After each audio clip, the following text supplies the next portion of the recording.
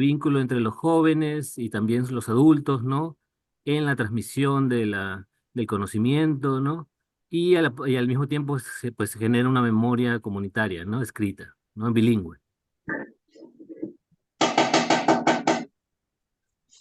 Sí, excelente, Luis Fernando. Bueno, dos cosas. Una quería informarles que he enviado por chat, no sé si ya lo tienen, todos los videos de las intervenciones en el Congreso, que han habido intervenciones bastante interesantes que puedan tomar ustedes el pulso de cómo ha sido. Y también está en el Facebook y está en YouTube todas las intervenciones, porque es importante, ¿no? Eso quería mencionarle. En segundo lugar, creo que Luis Fernández hace un trabajo excelente y voy a contar rápidamente una anécdota. Cuando estuve en Cusco, justamente en una ciudad de Urcos, por razones profesionales ahí, uno de los profesores me llamó para hacer una charla y dije, ingeniero, haga acá algo sobre ecología, geografía para los muchachos que estaba él enseñando. Pues yo no soy profesor y digo, bueno, yo no tengo esa capacidad, pero bueno, acepto el reto. Fui y lo que hice con los muchachos fue una lista de como 30 preguntas. ¿Cómo era tu ciudad? ¿Cuáles eran las canciones que cantaban? Pregúntale a tu abuelito, a tu tío, al más viejo de tu vecindad. Todas esas preguntas, qué cosas hacían, qué canciones cantaban, cuál era la radio que escuchaban, si escuchaban radio, cómo era la carretera antes, cómo era el río, qué cosas pescaban, cuáles eran hábitos culinarios. Uy, y cuando regresaron los muchachos, porque yo le dije estaba 2, 3 días fuera, estaba en la zona todavía, me dijo voy a regresar para verlo. Cuando regresé era una sabiduría tremenda.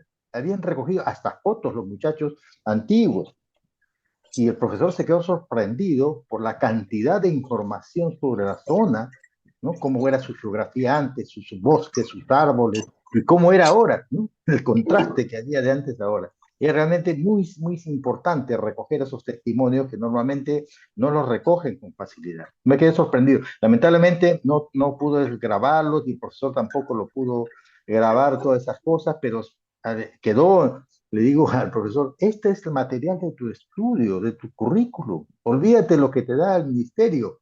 Este es lo que tienes que enseñarle. Acá está lo que es su historia, su geografía, su ecología, todo está ahí.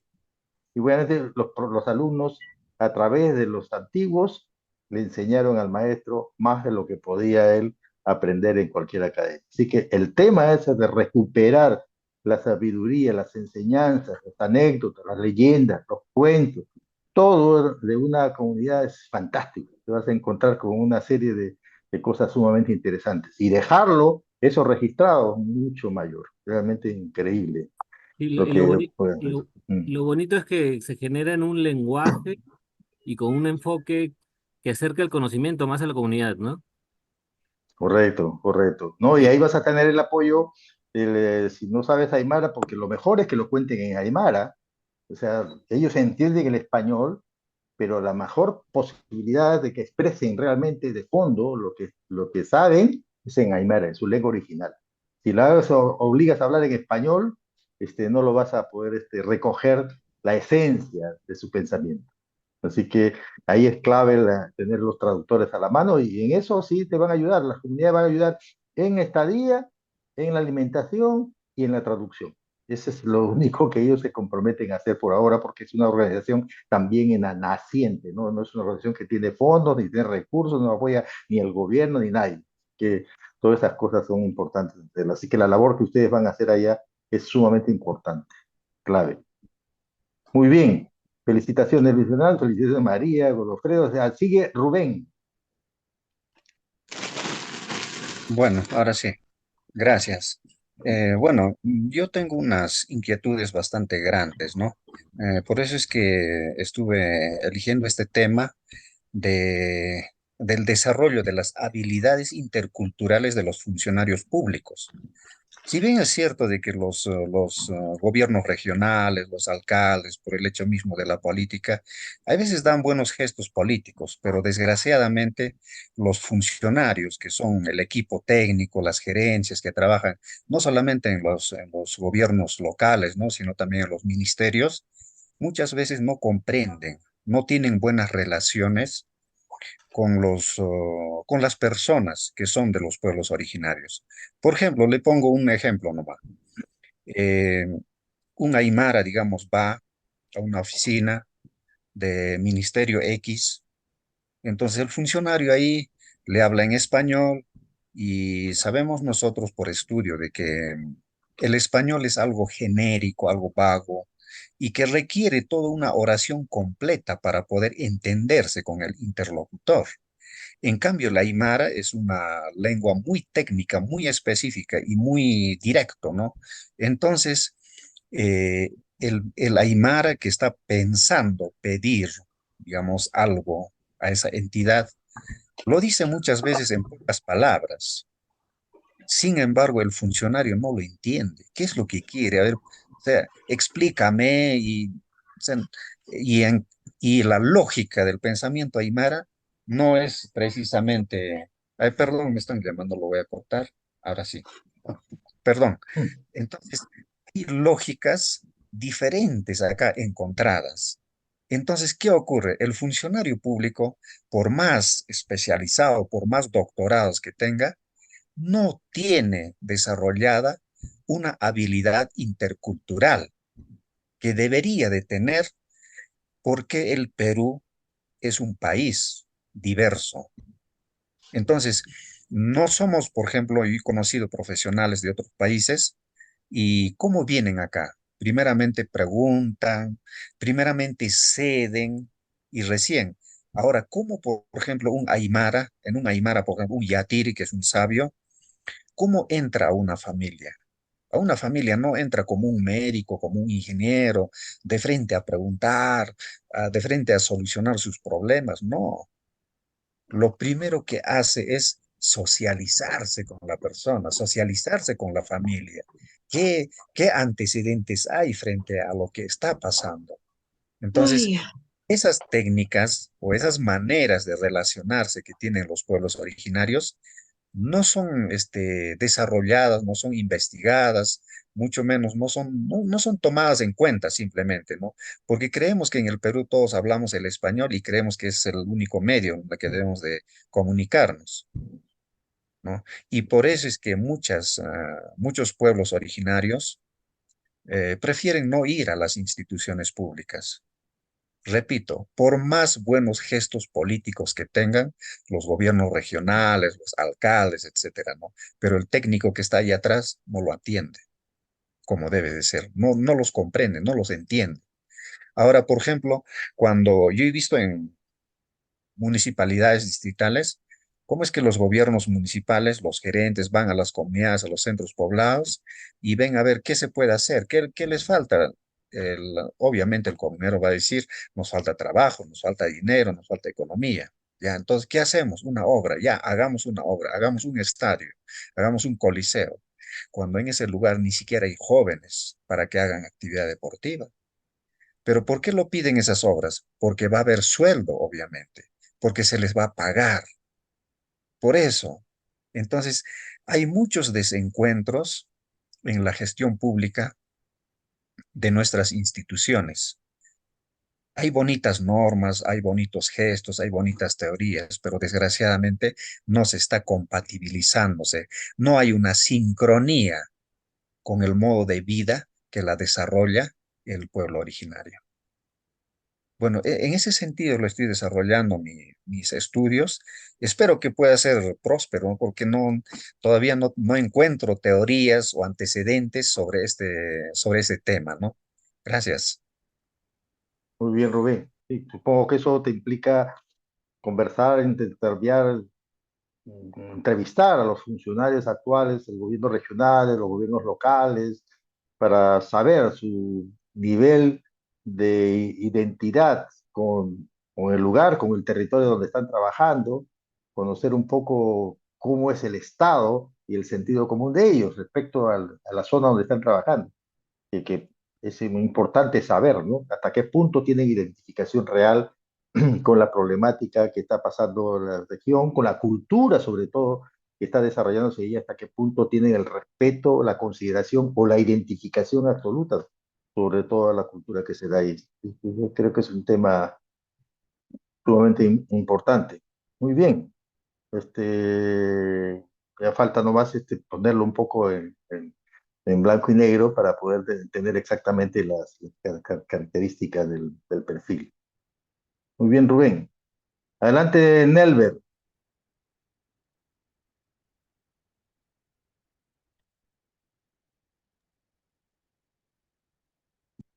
Che, Te escuchamos, sí. Muy bien. sí, yo que sociales, entender, ¿no? Comprender la organización, hay más en el tema, ¿no? Actualmente está eh, no, está proporcional este gobierno, ¿no? Fiscal, ¿no? Eh, O de Nelver, ¿sabes qué? Se te escucha control. entrecortado. No sé qué pasa con el audio, ¿es acá o allá? Eh, está, es señal, que no tiene buena señal. Ya, ya. A ver, Nelver, nuevamente, se te escuchaba entrecortado. Si puedes repetir mejor. Ahora, Ya, arranca, ahí veremos. la protesta social, quería entender la organización, entender por qué realmente se está haciendo la corrupción, por ejemplo, en el caso de los eh, roles de vivo fuerte, porque la población no vuelve a salir a prestar. Tiene problemas con la señal. Sí. Mientras tanto, avanzamos con Víctor García. Adelante, Víctor, para que recupere la señal de Melver, ¿ya? Buenas noches, doctor Perazo, ¿cómo está? Buenas Me habla noches, ¿cómo Víctor. estás, hermano? Si recordará, estuve presente en el Congreso. Efectivamente, sí, fíjate, es un egresado de la UNI, ya ingeniero, y tiene todo un tema de gestión territorial. Adelante, explícalo a los compañeros. Bueno, quisiera empezar dos aspectos importantes del planteamiento que tengo para el estudio. Ujú. Uno es el tema de la gestión territorial y el otro es lo que se vio en el Congreso, ¿no? En el caso de los estudios de gestión territorial, bueno, lo que se puede decir en general, ya a partir de la normatividad que existe a través de las diferentes entidades del Estado, ya sea medio ambiente, vivienda, ¿no? Bueno, lana, minería, es que se ha normado una serie de ordenanzas, una serie de leyes, ¿no? Normativas que hacen pues de que estos recursos que existen en el territorio, ¿no? Sean prácticamente controlados, ¿no? De alguna manera extractiva o, ¿cómo se puede decir?, aprovechable simplemente desde el punto de vista económico. Entonces, la propuesta no es ya hacer lo que se está haciendo ahorita, ¿no? Que está en pleno desarrollo más bien. Ahorita existen, creo, si no me equivoco, la mitad de todas las regiones del Perú están ya prácticamente con sus esquemas de ordenamiento territorial. Falta todavía, entre ellos creo que está Puno. Entonces la idea es ya elaborar ya un estudio en base a la cosmovisión, al conocimiento ancestral, ¿no?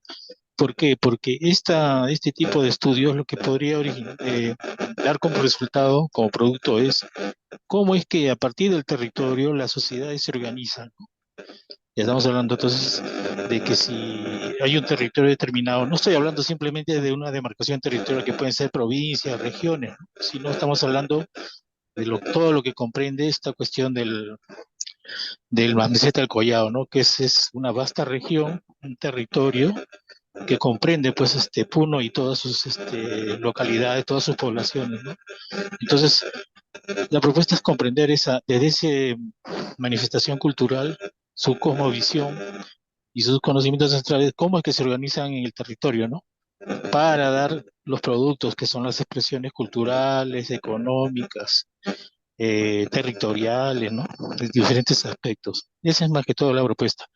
Ahora, una cosa que noté en el Congreso fue de que cuando expusieron los especialistas en el caso de gestión territorial y medio ambiente, que son estudios bien especializados, ¿no? Porque no eran así cualquier cosa, ¿no? Una cuestión así administrativa, ¿no? Sino ya estamos hablando del territorio y el otro caso era de el famoso aspecto, esto que lo presentaron en el Congreso, el temario, las señas y la lomasa, ¿no? Que para mí fue una sorpresa porque justamente van en esa dirección de cómo es esta expresión cultural, esa tradición, identifica identifica sus diferentes manifestaciones territoriales, ¿no? Porque las señas y las lomasas son eso justamente, ¿no? Estamos hablando ya de la naturaleza, no estamos hablando pues de una demarcación territorial, de una zonificación económica, sino estamos hablando ya de una dinámica propia del territorio, ¿no? En este caso, los ecosistemas, el clima, ¿no? El mismo suelo, ¿no? Cómo es que se organizan, cómo interactúan estos aspectos del territorio para dar este tipo de diseños, este tipo de manifestaciones, ¿no? Llenas de vida. Entonces, ¿qué pasó en ese momento? El, Uno creo que no recuerdo quién fue, que dijeron, pero los ingenieros vienen a hablarnos acá de lo que hacen, de sus proyectos, pero nosotros ya tenemos nuestro propio conocimiento, ¿no? Hubo una especie de malestar, bueno, no sé cómo fue, pero más o menos fue así, ¿no? O sea, nosotros no van a decir cómo vamos a hacer con nuestro territorio, ¿no? No se trata de eso, ¿no? Porque lo que se trata es unir esfuerzos, ¿no? Integrar las diferentes visiones, ¿no? Para encontrar pues esa respuesta, ¿no? Porque en realidad esta es una gran pregunta, ¿no? Algo que ya ha quedado prácticamente solamente en los sabios, en los antiguos, ¿no? Pero los jóvenes, ¿qué está pasando con los jóvenes? Están recogiendo, están recuperando, ¿no? Están eh, poniendo como parte de ellos ese tipo de conocimiento, ¿no? Esa es más o menos la propuesta que tengo. Muy bien, Víctor. No, yo creo que de lo que conversamos ahora se ha sentado más, ha pisado tierra, creo. La propuesta me parece interesante. Muy bien. Quería mostrarles, esto es importante en realidad desde la intervención anterior sobre la lengua.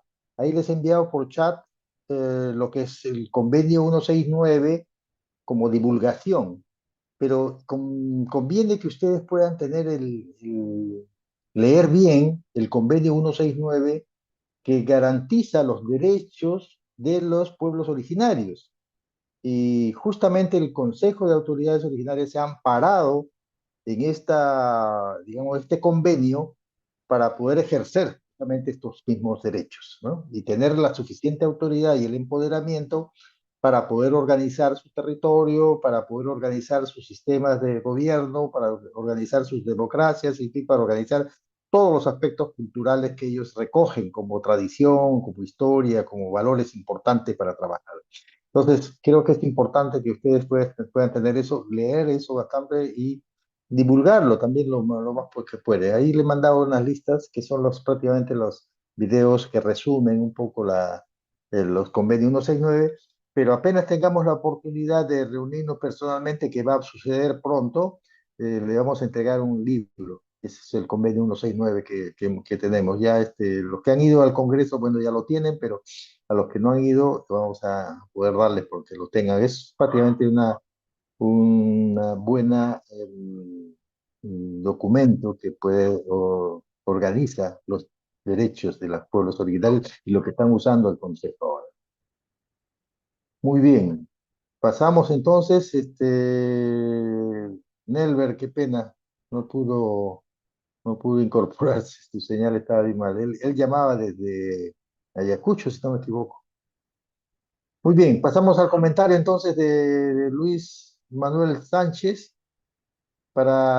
sobre todo este tema y luego ya vamos a ver un poco los detalles, que va a explicarlo también en los detalles de cómo hacer el plan para insertarse ya en esta dinámica de estudios con los consejos de autoridades originales. Y adelante, Manuel Sánchez.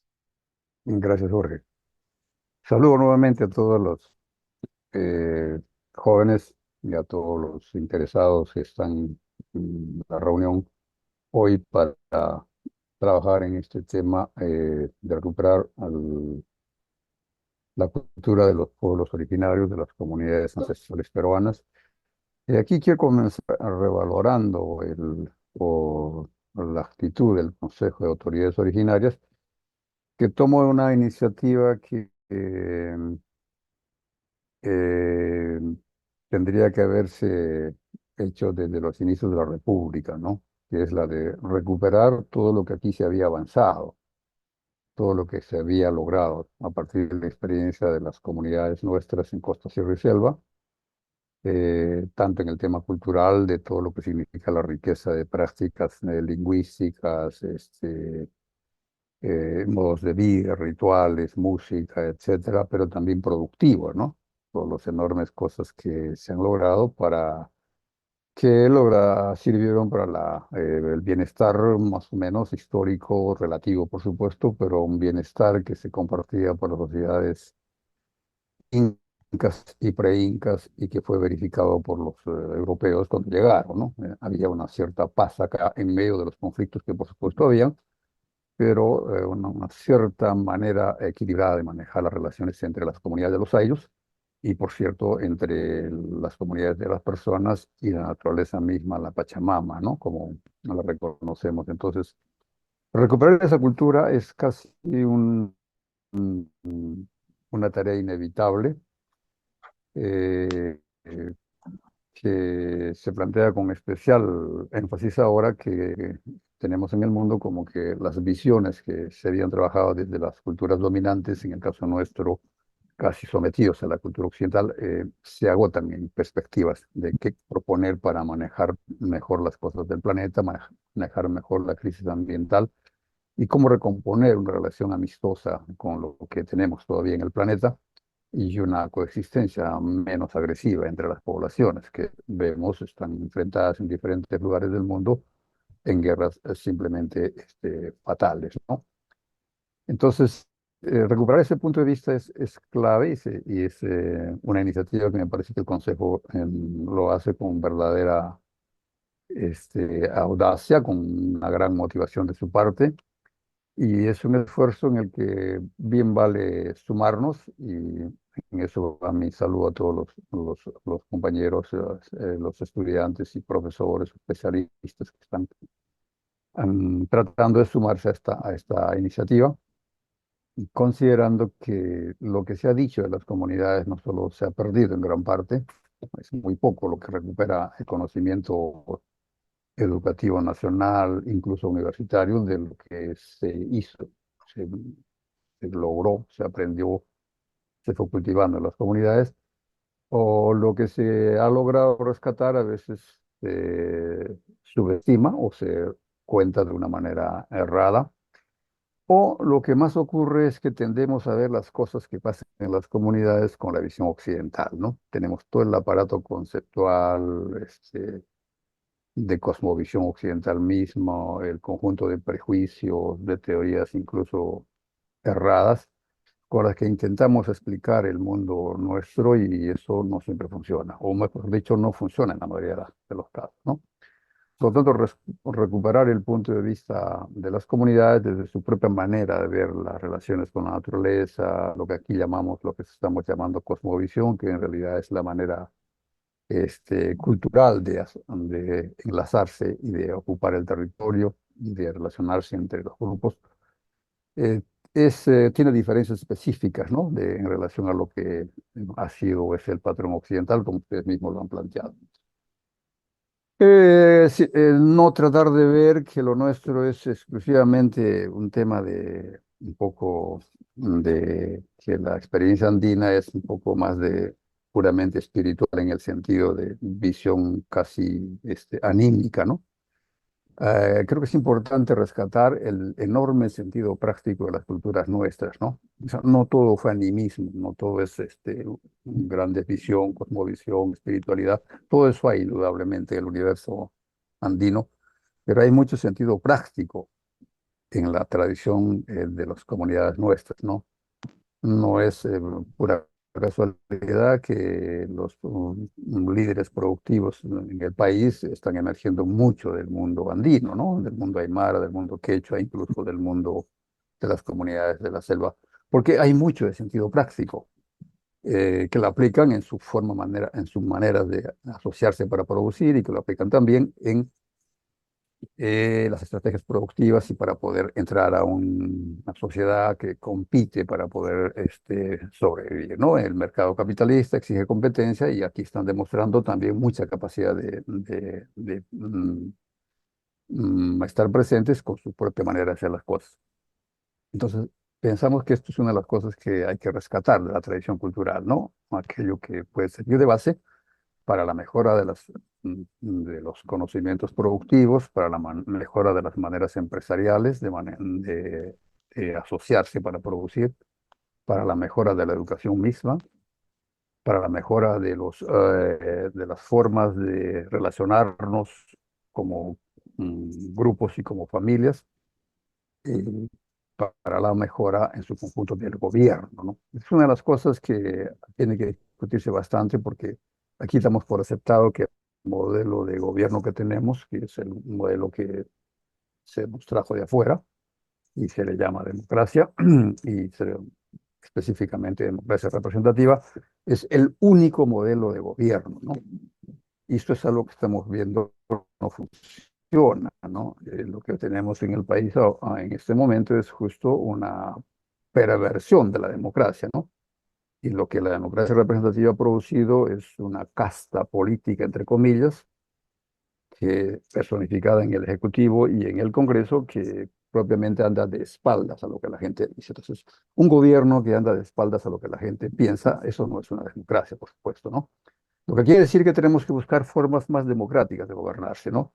Y probablemente las vamos a encontrar en muchas de las experiencias de las comunidades de Costa Sierra y Selva, con sus propios matices, ¿no? Porque tampoco vamos a hablar de una fórmula única andina de gobernarnos, pero sí se puede enriquecer a partir de experiencias de diferentes niveles. Entonces, ahí hay todo un conjunto de conocimientos que nos falta redescubrir, mostrar, ¿no? Y mostrarlos desde la perspectiva propiamente de las comunidades, no contada desde el relato occidental, ¿no? Sino tratar de interpretarla a partir de la propia manera de pensar de nuestra gente. Y ese es justo el desafío que nosotros queremos darles como primera recomendación para todas las propuestas que ustedes están trabajando, ¿no? Intentar ponerlo en el lenguaje nuestro, ¿no?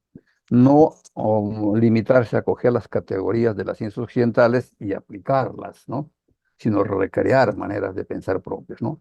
Indudablemente vamos a necesitar varias herramientas que la ciencia occidental ha desarrollado, ¿no? Pero el reto para nosotros es tratar un poco de recrearlas, de innovar, de adecuar, de tratar de mostrar en lenguaje propio aquello que la ciencia occidental no permite decir sobre la manera de vivir. Bien lo dijo uno de los de ustedes cuando habla del problema intercultural que se presenta cuando el administrado de una comunidad tiene que ir al Estado y hay una manera diferente no solo de hablar, sino de tratarse, ¿no? Pero eso también ocurre en la enseñanza universitaria. Hay una manera de presentar el conocimiento de lo que se hace en las comunidades que cuando uno va a la comunidad lo puede sentir, ver y de alguna manera interpretar, pero cuando se expone en las universidades sufre una suerte de envoltura, ¿no? De apariencia científica, entre comillas, a veces presuntuosa en el lenguaje, que no ayuda a ver lo que realmente ocurre en la situación específica de cada comunidad. Entonces, poner en el lenguaje de las comunidades es el primer desafío, ¿no? Interpretar el lenguaje y poner eso en nuestras investigaciones. Pues yo creo que todos están cogiendo temas absolutamente cruciales, ¿no? Temas de enorme trascendencia que tienen que ver con las maneras productivas y simbólicas que se comunican a través. La producción en las comunidades nuestras no solamente es un acto de crear un producto, ¿no? Sino de transmitir un mensaje, que eso es lo que la textilería y en general las obras arquitectónicas, por ejemplo, transmiten un modo de vida, ¿no? Y entonces no es una mercancía fría, sino es un modo de vida que se transmite y esto falta reivindicarlo, ¿no? Eso está en la artesanía, está en la textilería, está en una serie de cosas que deberían actualizarse, ¿no? Porque la forma de crear cultura no es únicamente en la universidad, sino a través de todo el conjunto de artefactos que los hombres fabrican, vamos comunicando cultura, ¿no? Y si nosotros no recogemos la cultura que han producido nuestras comunidades en sus propias maneras, como bien lo dijo la compañera, en el caso, por ejemplo, de la textilería, no comunicamos cultura, ¿no? Lo que estamos haciendo más bien es seguir siendo consumidores de cultura que viene también de los artefactos importados, ¿no? Sin que eso quiere decir que no deban venir. El tema es que necesitamos saber comunicar eso. Creo que es bastante importante también que se trabaje el tema de los recursos hídricos. Y miren cómo desde ahí ya la ley esta que tenemos en el país, que se llama Ley de Recursos Hídricos, la 29378, falla, ¿no? Porque nos está diciendo que el agua es un recurso, ¿no? Y nosotros en la perspectiva andina decimos el agua no es un recurso, el agua es la vida misma, ¿no? Es parte de nuestro universo, ¿no? Verlo como parte de eso nos da otra manera de tratarla, ¿no? Verla como un recurso es de reducirla a una mercancía que la podemos vender. Y los legisladores que aprobaron eso el año 2008 creyendo hacer un gran adelanto con el cambio de nombre, porque antes era la Ley de Aguas, creyeron que habían dado un paso histórico en eso, pero lo que han hecho es empobrecer la visión que tenemos del agua y que permite que miremos el agua como un recurso, es decir, esto es una cosa a la que puedo aprovechar, explotar, depredar y no pasa nada, ¿no? Pero si la vemos en su dimensión sagrada, es decir, el agua es vida para todos, entonces cambia la visión, ¿no? Entonces recuperar esa manera de manejar y usar el agua de las comunidades y quizás en algún momento ponerlo esto en la ley, sería un progreso indiscutiblemente enorme, ¿no? Entonces ahí creo que eso es una el liderazgo de las mujeres se ha mostrado bastante en el tema de las movilizaciones, pero veamos eso, ¿no? Que para las comunidades nuestras no hay una oposición entre hombre y mujer, ¿no? No hay un divorcio, sino que hombre y mujer son parte de la misma polaridad, de la misma unidad, una paridad andina, la colocan los sabios andinos en el centro de la manera de ver la vida, siempre en paridad. De manera que el hecho de que aparezcan hombres o mujeres en las protestas revela simplemente que ambos están comprometidos. No es que las mujeres estén desplazando a los hombres, ¿no? Es que ambos comparten el liderazgo, ¿no? Bien puede ser un hombre, bien puede ser una mujer. Y el liderazgo ha salido claramente en este proceso a mostrar que la mujer no está ausente de las reclamaciones, de la política, ni del sentimiento que tienen para defender a sus hijos que fueron asesinados, y entonces se expresa un sentir comunitario.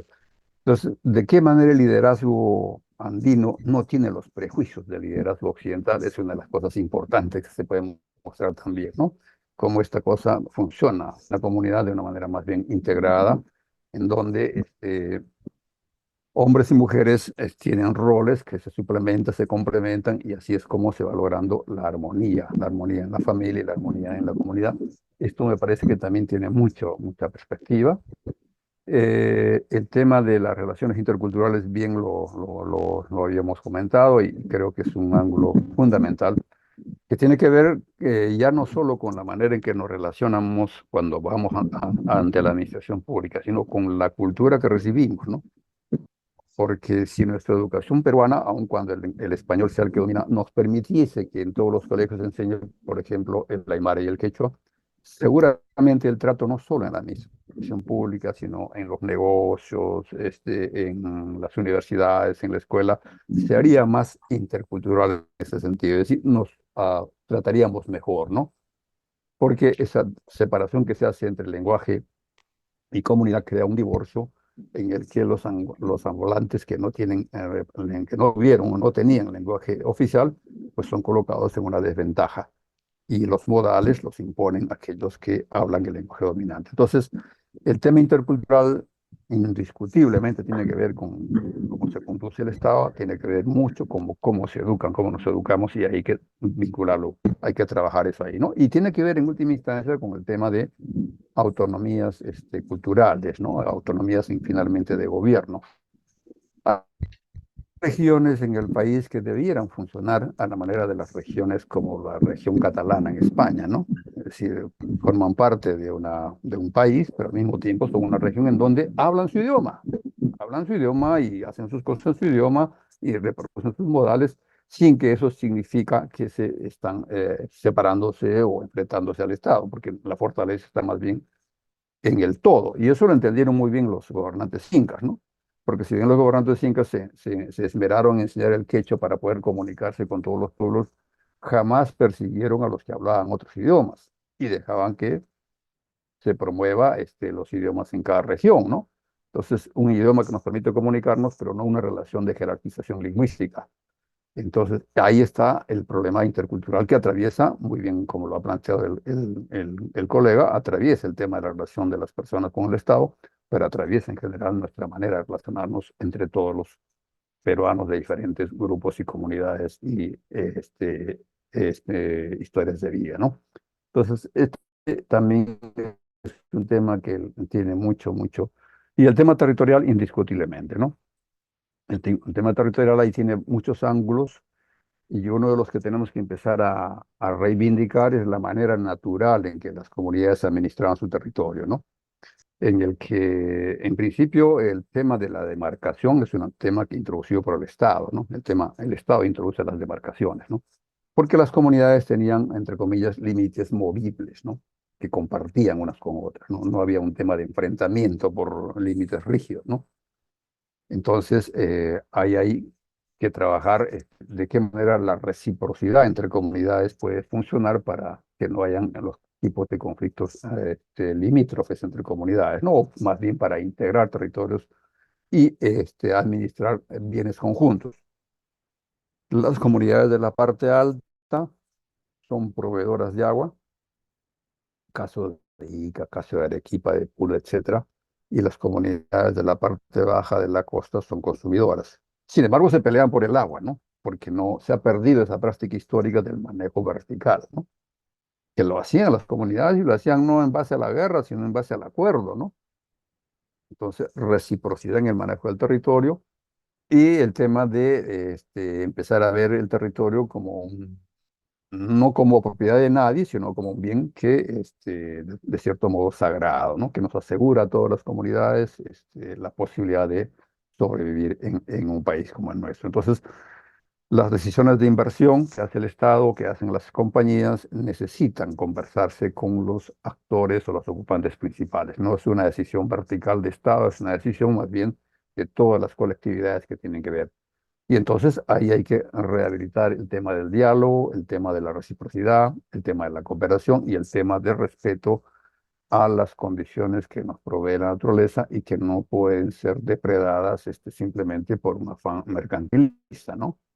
Entonces, creo que hay un tema serio y hay otra trampa en la que el Estado ha ido metiendo al manejo territorial, que es el de imponerle una serie de instrumentos con el nombre de planes territoriales, planes de gestión, planes de demarcación, y una serie de planes que en el final lo que hacen es impedir que las comunidades manejen el territorio, porque si no hay el plan no puedes hacer nada, ¿no? Entonces los municipios, el gobierno regional no pueden hacer nada en tanto no se apruebe el plan de ordenamiento territorial, que de acuerdo con la actual ley no lo hace, o tendría que hacer el gobierno regional, pero ahora se exige que tiene que tener previo opinión favorable del Ministerio del Ambiente, ¿no?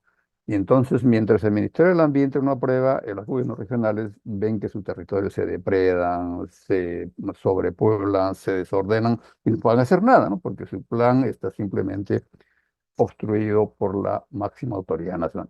Se diseñan instrumentos, a veces con el nombre de estudios, de zonificaciones, se multiplican los instrumentos y entonces cumplir con eso imposibilita el manejo real y esto es algo que hay que tratar de saltar, ¿no? Más bien reducir. La gestión territorial debe hacerse con los criterios históricos que las comunidades han hecho, evitar la sobrecarga de instrumentos que no ayudan, sino dificultan, y sobre todo avanzar a lo que se refiere a un manejo concertado, basado en la reciprocidad entre todas las poblaciones y agentes que eh, están ocupando el territorio y requieren utilizarlo para la satisfacción de las necesidades de todos, ¿no? Entonces, la dimensión andina hay que reintroducirla, ¿no? No verla como un juego de competencia, de mercancía, de depredación, tampoco como algo tan sagrado que no se puede tocar. En realidad, de todos modos, se usan, ¿no? Se explotan, pero tiene que hacerse bajo una relación social en el que todos tienen un derecho a tomar parte, y sobre todo no tanto los individuos, ¿no? Porque a veces dicen, no, los individuos, la filosofía occidental dice, el individuo vota y se aprueba un referéndum. Lo que tiene que ver aquí es el espíritu de la comunidad, ¿no? La voluntad de las comunidades, y la manera histórica en que lo han hecho, y este punto de vista hay que reivindicarlo. El tema territorial es clave, y ahí hay que tratar de buscar mecanismos de lo más vinculados a la experiencia histórica, y evitar el entrampamiento que ponen a veces las tecnocracias de los ministerios, que hacen difícil realmente que los gobiernos y las comunidades puedan manejar el territorio según su propio criterio. Entonces, los temas me parecen cruciales y de suma importancia. Ahora, lo que capto es que casi todos ustedes están haciendo investigaciones, probablemente para sus grados de bachillerato, o de pronto de licenciatura, o de pronto de maestría, quizás incluso de doctorado. Esto supone investigaciones de cierta duración, y en donde seguramente tienen que trabajar alguna acumulación de datos que sea suficiente a la elaboración de la tesis misma, ¿no? Del argumento que sostiene. Muy bien, en el contexto de lo que estamos trabajando con el Consejo, pues va a haber el espacio para que se pueda enriquecer las tesis que ustedes tienen, y al mismo tiempo, como parte de esas tesis, una suerte de subproducto de lo que ustedes hacen, podrán dejar para el Consejo y para mm, las comunidades aquel conocimiento que rescaten y que pueda ser útil para la educación de las comunidades, ir recuperando todo el acervo cultural que ha sido dejado de lado, ha sido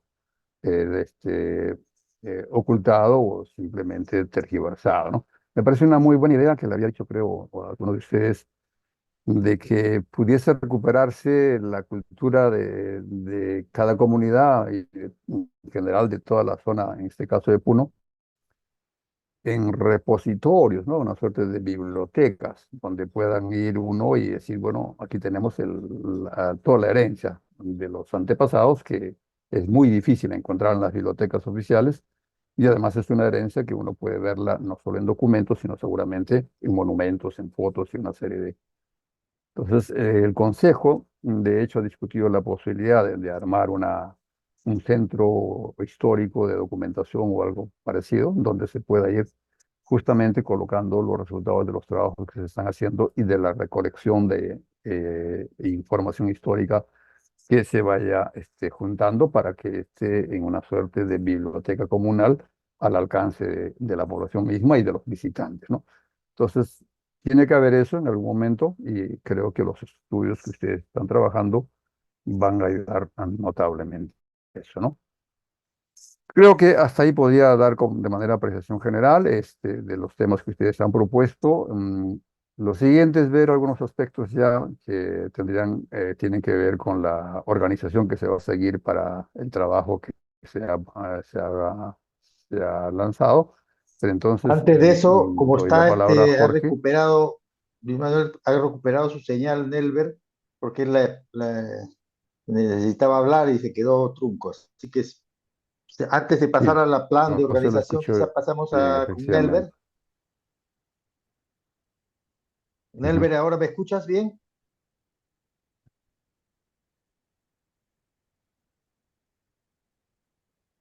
Adelante, Nelver.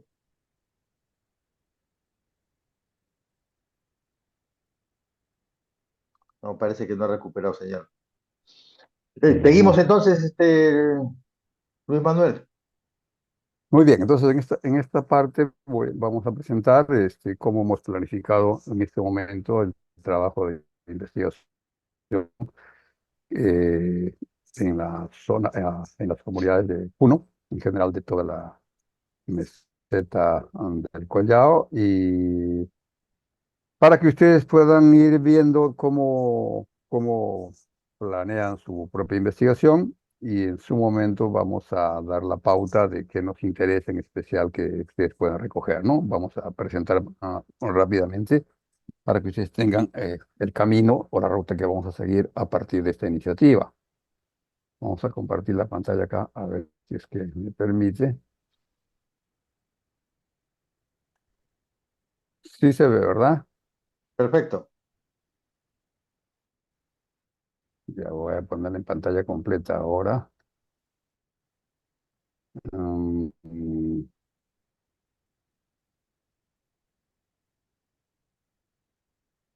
Ahí está, ¿no es cierto? Si lo vemos, Correcto. este es el sentido de nuestra convocatoria con la orientación que dice ir redescubriendo la cultura de las comunidades originarias, ¿no?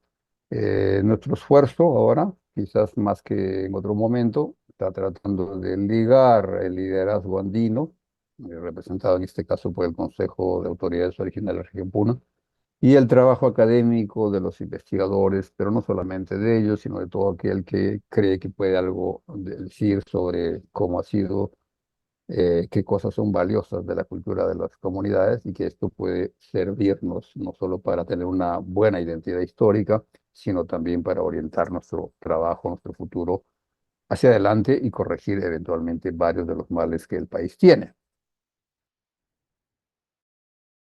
Eh, eh, Cortas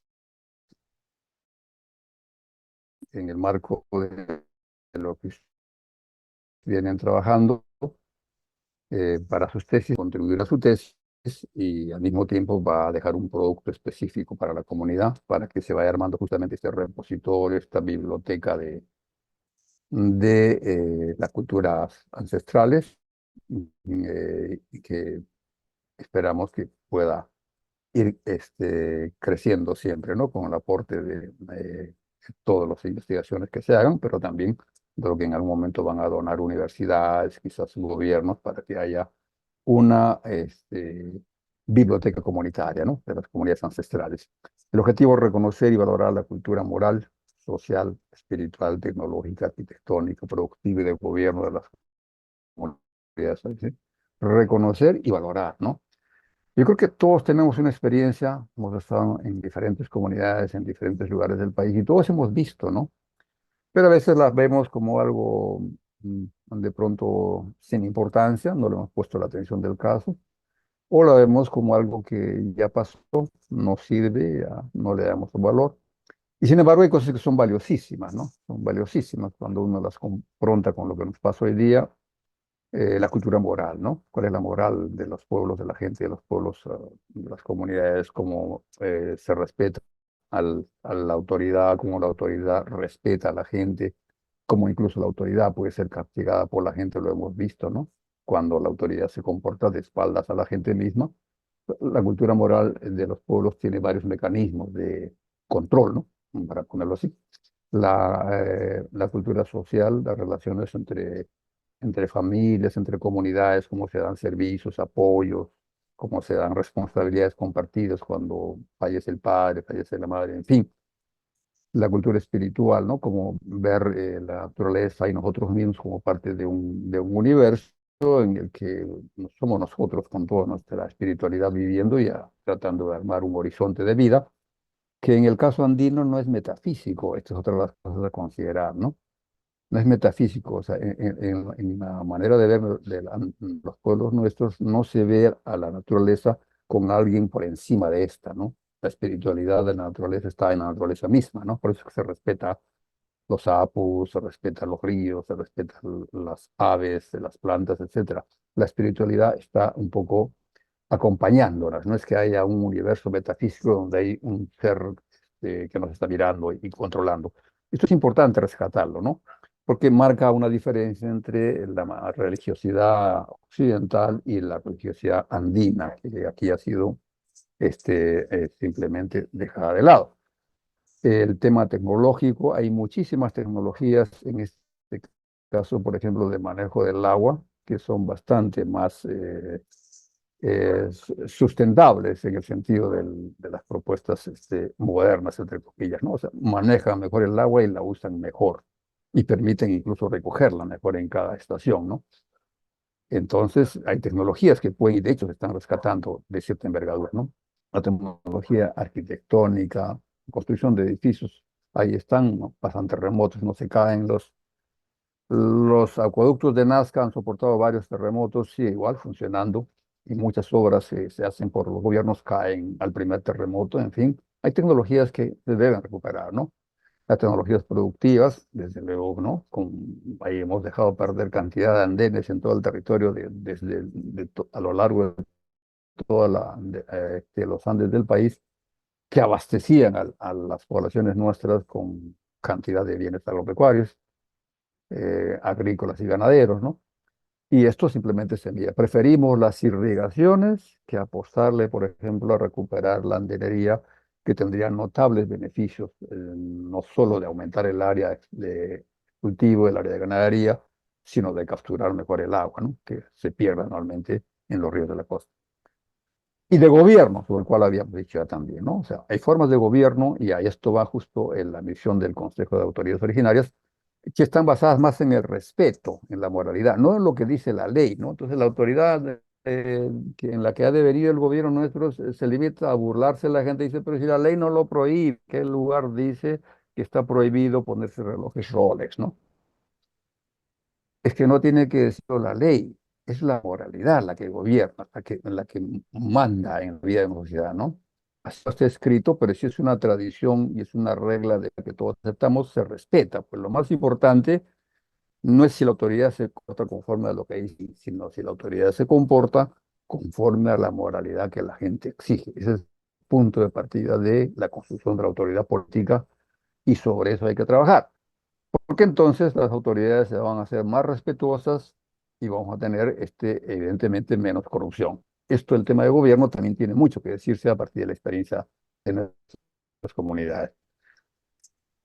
Lo estamos orientando no solo a estudiantes universitarios, a bachilleres o tesistas, pero también a estudiantes secundarios, ¿no? Porque lo que estamos pidiendo es una pasantía de investigación en sentido amplio, no es una investigación académica que se le va a dar un título, sino una investigación que recupera conocimiento, cuyo reconocimiento va a estar justamente en que va a formar parte de este repositorio de la cultura andina, de los pueblos ancestrales, que el Consejo de Autoridades va a promover e instalar. Seguramente en algún sitio vamos a tener luego el lugar físico donde va a irse a colocar todo lo que se vaya reuniendo, ¿no?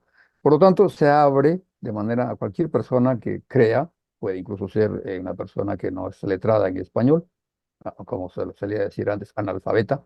Analfabeta en español, por supuesto, ¿no? Porque son más alfabetas en su propio idioma las personas que hablan aymara o quechua. Por lo tanto, no tratamos esa diferencia. A veces muchos testimonios orales de gente que solo habla quechua, solo habla aymara u otros idiomas, son muchísimo más ricos que descripciones que se hacen desde un observador externo, ¿no? Que solo habla el español. Por lo tanto, participantes, hemos abierto, estamos ahora con ustedes, seguramente vamos a tener oportunidad de conversar con algunos más.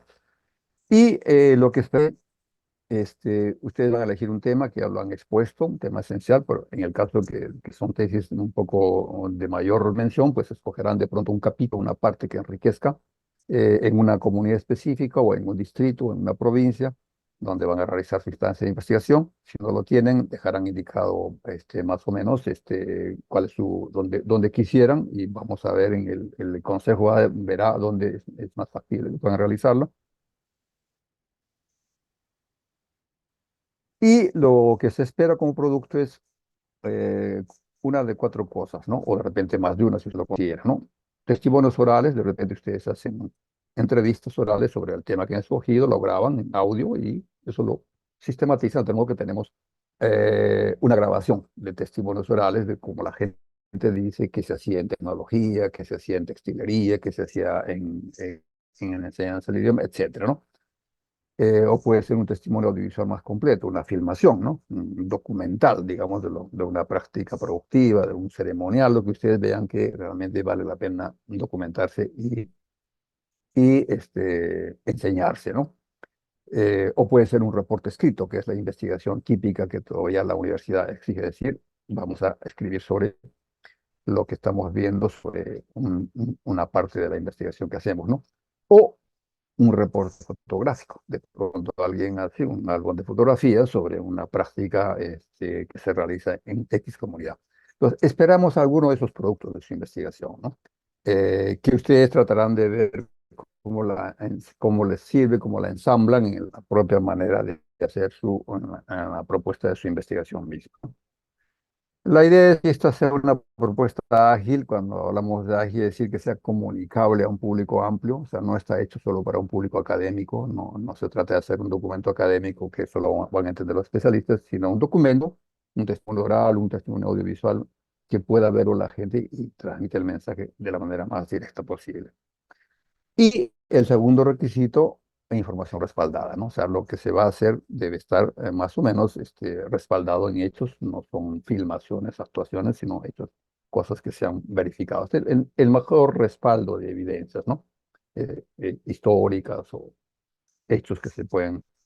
Eso como recomendación general para la. Entonces, a partir de esto, vamos a dar una ficha en la que ustedes van a llenar la información que se pide, esencialmente sus datos y el tema y la comunidad los idiomas que hablan para saber si necesitan un traductor o no. Y sobre esa base haremos eh, el comité académico, el comité educativo del consejo.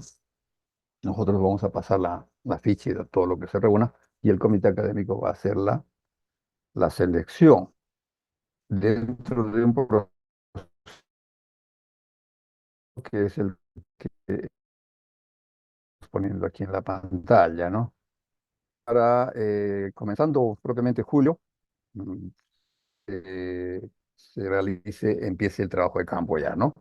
Entonces, en estas semanas de abril, de la fecha de hoy hasta el 29, vamos a dar el espacio para la presentación de propuestas. Alcanzaremos a través de los correos y del grupo emancipador Contacto con Todos, la ficha para que ustedes puedan llenarla y alcanzarla, ¿no? No los datos que vamos a requerir. Luego, en las 2 primeras semanas de mayo, el comité académico del consejo se reunirá y va a hacer la selección de las propuestas en función a evidentemente considerar si son viables, si son interesantes, si van a servir a ustedes y también al consejo, con los criterios que hagan la cosa viable para todos. Esto se discutirá en las siguientes 2 semanas del mes de mayo. Después de eso tomaremos un tiempo para organizar el trabajo de campo. Una vez que estén seleccionados los temas propuestos y las personas que lo van a hacer, vamos a conversar y discutir con ellos si van a una comunidad, van a otra, para asegurar que se pueda tener las facilidades que el consejo va a dar, ¿no? Facilidades de traslado, de alojamiento, alimentación. Entonces, en 2 semanas, desde el 14 de mayo, se organiza el trabajo de campo, de tal modo que ustedes pueden, comenzando junio, ya es de planificar su viaje a las comunidades y comenzar de documentación. La ejecución va, ¿no? La ejecución esperamos que no tome más de 3 meses en cada caso, ¿no? Podría ser de un mes, digamos, el trabajo de campo que ustedes hagan puede ser de 3 semanas, un mes, 2 semanas, máximo 3 meses, ¿no? Lo interesante es que salga un producto como el que hemos propuesto ahí, ¿no? Un producto que pueda comunicarse y que recoja algún valor cultural, tecnológico, productivo que interese conservar, promover, educar, etcétera. Entonces, eso lo hacemos en el plazo de 3 meses, comenzando en junio, y en septiembre En septiembre tendremos lo que llamamos aquí la presentación de hallazgos, ¿no? Vamos a hacer con todos el grupo de participantes, haremos seguramente un pequeño taller, una especie de taller participativo, en donde vamos a compartir los hallazgos, ¿no? Visuales, videos, va a ser una suerte de festival de investigaciones, un seminario, en realidad una suerte de festival donde se va a presentar todo lo que hemos trabajado y los participantes harán entrega de su producto al consejo para que se pueda conservar y poner y sirva a los fines de esta biblioteca comunitaria que es el objetivo ir armando con todo el conocimiento que se reúna, ¿no? Entonces, este es el esquema general que queríamos compartir con ustedes en este punto. Dejando siempre abierta a cualquier sugerencia que ustedes quieran hacer, que podamos resolviendo en el camino también, si es que pronto con las plazos o, mm, condiciones que se requieren asegurar. Entonces, lo que quieran ellos aportar, claro, lo que viene a continuación, ¿no? Gracias.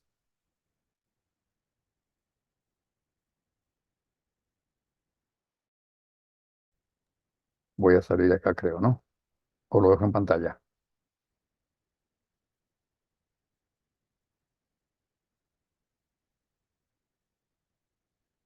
Sí, ya, salta, claro, puede salir ya. Ya. Muy bien. Bueno, estaban dos intervenciones pendientes. No sé si Nelver recuperó señal. Adelante, porque faltaba tu presentación de tu idea, de tu tema de estudio. Que, bueno, ya más o menos has estado en la anterior y podemos darle la palabra. A ver, y después Víctor García ya, ¿no? En las preguntas sobre el tema. Está Nelver, adelante Nelver, si estás ya con señal buena. No he podido, qué pena. No La puedo. primera señal, pero le escuchamos un poco de... Purik, adelante Purik, salga.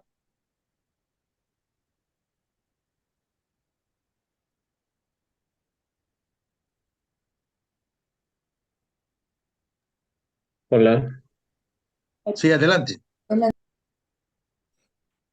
hola, Purik, adelante. ¿me escuchan? Perfectamente. En este momento no tenía nada que decir, alguna idea, pero si me quieren preguntar algo, una pregunta. Sí, claro. Mm, mm, eh, ¿se van a dividir por zonas geográficas? O sea, quienes abarquen la zona Aymara y la zona Quechua.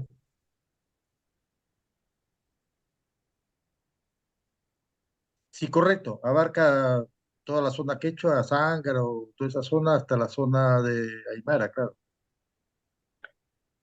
Mm, Perdón, en Jorge. el- la Perdón, no sé. pregunta va en el Adelante, adelante.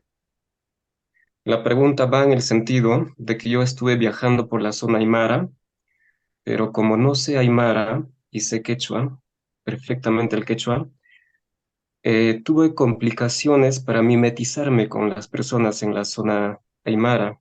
En ese sentido, hasta que yo no aprenda muy bien el Aymara, quisiera estar en la zona quechua. Quisiera, Sí, si da la perfecto. oportunidad también. Correcto, Ujú. correcto, sí. es- No, se entiende perfectamente. La zona la escoges tú definitivamente y no hay ningún problema. Además, es interés del Consejo, que siempre lo han reiterado, de que el movimiento que están desarrollando es un movimiento integral de las zonas Aymara y Quechua. No es propio de la zona Aymara. Entonces, con mayor razón, ustedes han visto en el Congreso las intervenciones de los compañeros de Quechuas, que son bastante fuertes también, muy identificados con toda la identidad, y siempre el problema de la identidad quechua aymara ha sido constante en todas las intervenciones, no hay ningún problema. Más bien lo que queríamos saber era el tema, porque todos han explicado su tema, pero como tú ya llegaste después, quisiera que nos sintetices el tema que estás trabajando o que vas a trabajar. Purik, ¿Me, me escuchan? perfectamente, adelante. Quisiera abarcar muchos temas, pero me interesa el tema de la música.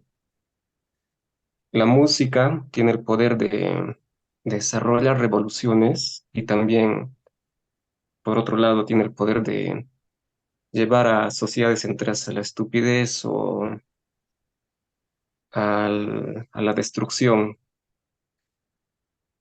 Eh, Quería ver el tema de la música como una forma también de iniciar lo que hace poco más de 400 años o poco menos de 500 años se ha desarrollado el movimiento del Takiongoi. O sea, sería un segundo Takiongoi, ¿no? En ese sentido, desarrollar una forma de hipersensibilización en las personas a través de la música. Las músicas que hoy en día, por medio de imposiciones culturales de estos grandes dueños del mundo, los empresarios, el reggaetón está destruyendo el pensamiento crítico, está haciendo que las personas se vuelvan egoístas, está desuniendo a nuestros hermanos, o sea, básicamente fragmenta y pulveriza la organización social, aniquila el pensamiento crítico. Las personas hoy en día se aburren de conversaciones que tienen que ver con la realidad nacional, la historia, y no debería suceder porque nosotros somos producto de los procesos históricos. O sea, la información, en especial la música, es tan destructiva como las bombas nucleares que han caído en Hiroshima, en Nagasaki, o se desarrolla hoy en día una guerra psicológica a través de la destrucción del alma de las personas. O sea, vivimos tiempos en una guerra silenciosa donde se utilizan armas silenciosas. O son guerras tranquilas con armas silenciosas. Y la música es una arma silenciosa. Muchas gracias.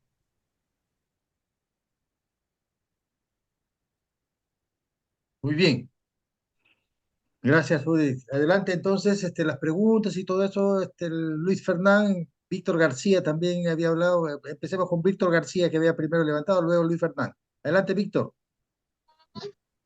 Gracias, ingeniero. Mi pregunta es sencilla, más que todo tiene que ver con lo que mencionó en un momento, algo sobre la movilización, ¿no? Tuve la suerte de hablar con varias autoridades y personas, miembros de las comunidades. Entonces ellos me expresaron que había había una especie de corredor territorial. Entonces, ¿hasta qué punto va a ser posible esa movilización en caso de que haya un corredor de varias comunidades?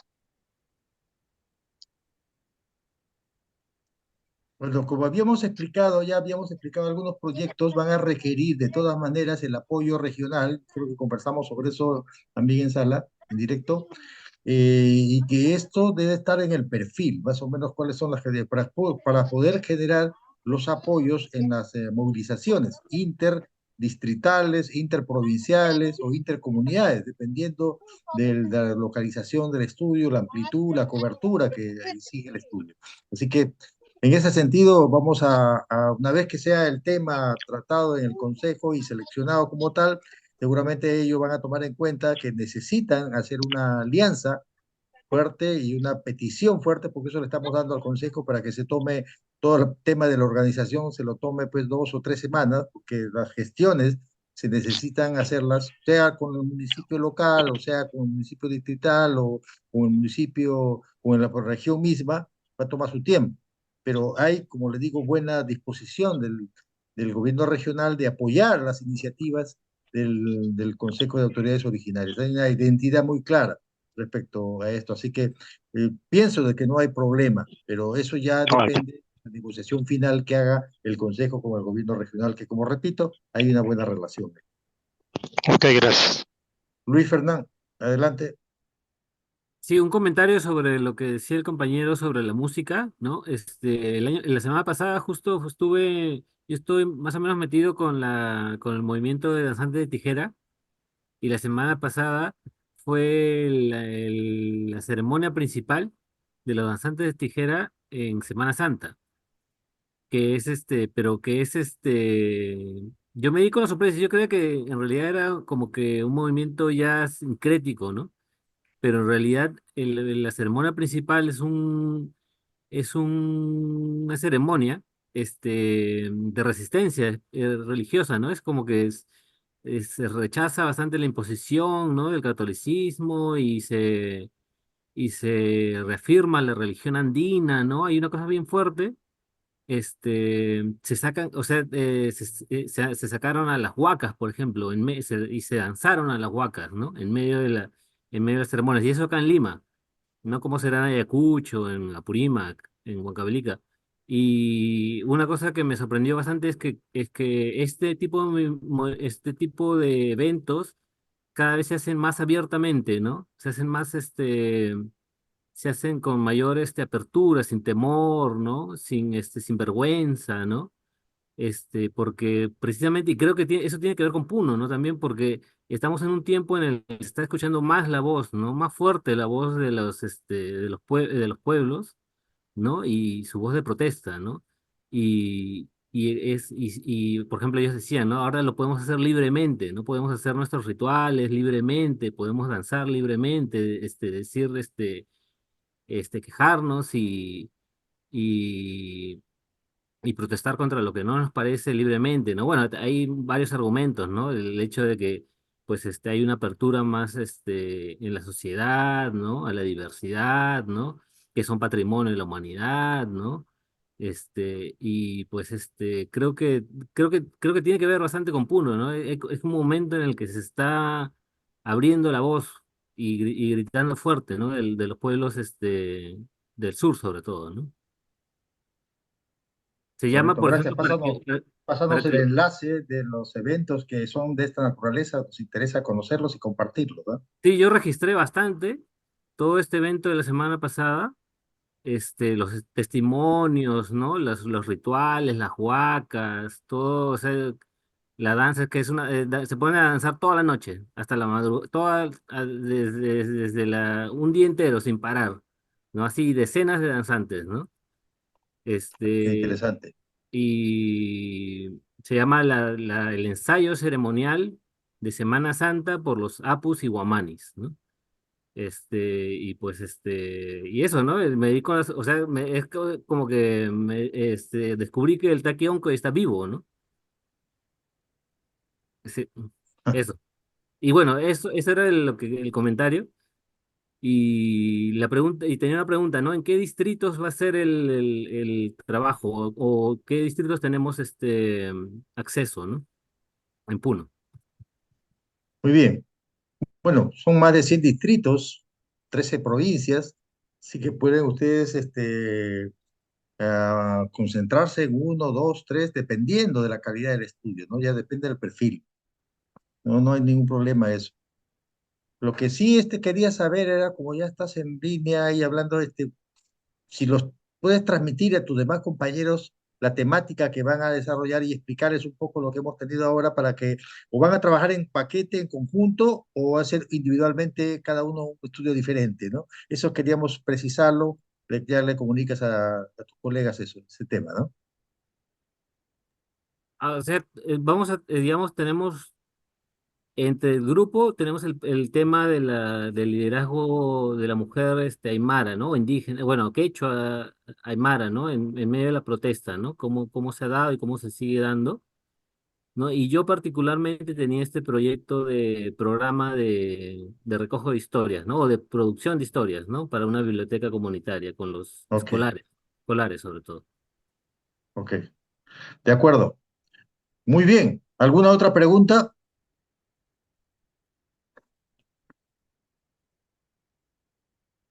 Muy bien, entonces vamos a dar por concluida esta sesión, ya tiene más o menos los plazos, lo esperamos el día junio, justamente en junio, hablando de ceremonias, va a haber una especie de convención del Consejo de Autoridades Originarias en Pucará, porque van a hacer una especie de ritual también y un evento ahí aprovechando del Consejo para hacer una actualización de las actividades de su Congreso, actualización de sus resoluciones que han tenido. Así que si puedan estar para esa fecha, para fines de junio, sería interesante porque van a poder participar en un evento que para ellos es muy, muy trascendente y creo que interés para todo el Perú asistirlo también a esto, ¿no?